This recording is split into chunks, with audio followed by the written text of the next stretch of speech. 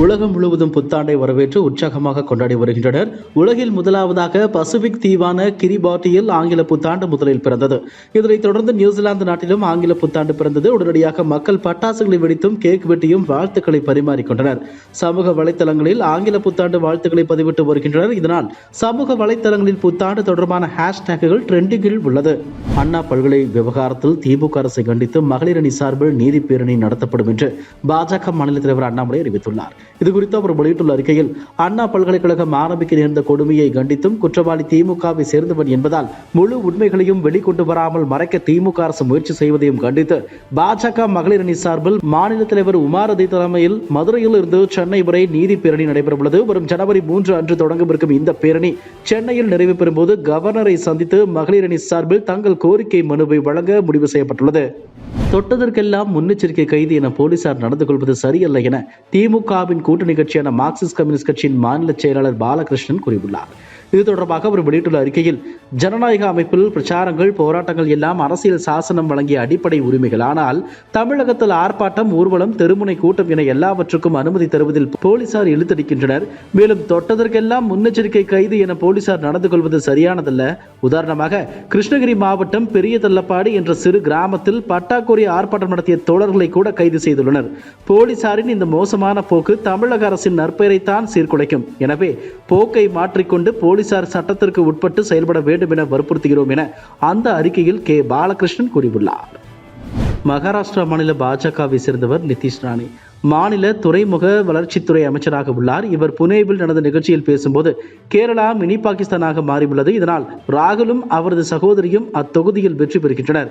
அனைத்து பயங்கரவாதிகளும் அவர்களுக்கு ஓட்டு போடுகின்றனர். நீங்கள் கேட்டு பார்த்தால் நான் சொல்வது உண்மை என தெரியும். பயங்கரவாதிகளுடன் சென்று அவர்கள் எம்பிக்களாக பதவியேற்றுக் கொண்டனர் என அவர் பேசினார். இவரது பேச்சு பலத்த சர்ச்சையை ஏற்படுத்தியுள்ளது.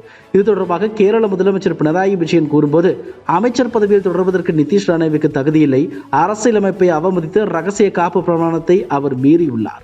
ஆனால் அவர் நாட்டை ஆட்சி செய்யும் அவர் சார்ந்துள்ள கட்சி இந்த விவகாரத்தில் வாய் திறக்காமல் உள்ளது ஆச்சரியமாக உள்ளது என கூறியுள்ளார். அந்த சார் யாரு என்று கேட்டால் சுர் என்று கோபம் வருகிறது என தமிழக அரசு மீது பாஜக மூத்த தலைவர் தமிழிசை சவுந்தரராஜன் குற்றம் சாட்டியுள்ளார். தமிழகத்தில் பெண்களுக்கு பாதுகாப்பு இல்லை. தமிழக அரசு மீதும் காவல்துறை மீதும் நம்பிக்கை இல்லாமல் நீதிமன்றங்கள் தலையிடக்கூடிய மோசமான நிலையில் தமிழகத்தில் பெண்களின் நிலை இருக்கிறது. அந்த சார் யார் என்று கேட்டால் இவர்களுக்கு சுர் என்று கோபம் வருகிறது.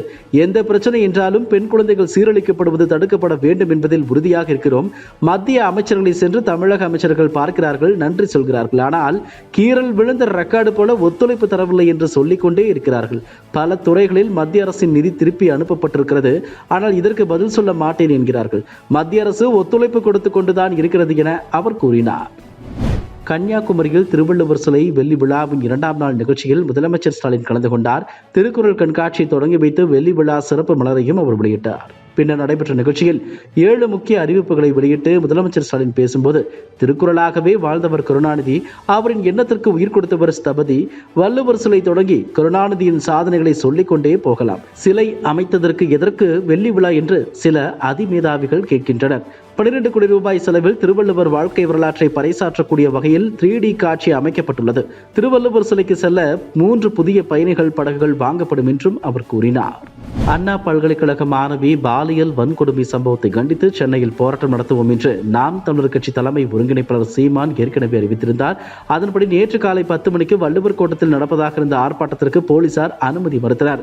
ஆனால் தடையை மீறி போராட்டம் நடத்த கட்சி நிர்வாகிகளுக்கு சீமான் அழைப்பு விடுத்திருந்தார். இதையடுத்து சம்பவ பகுதியில் கூடுதல் போலீசார் குவிக்கப்பட்டிருந்தனர். சீமான் அழைப்பை தொடர்ந்து போராட்ட களத்தில் நாம் தமிழர் கட்சியினர் கூட அங்கு பாதுகாப்பு பணியில் இருந்த போலீசார் அவர்களை கைது செய்தனர்.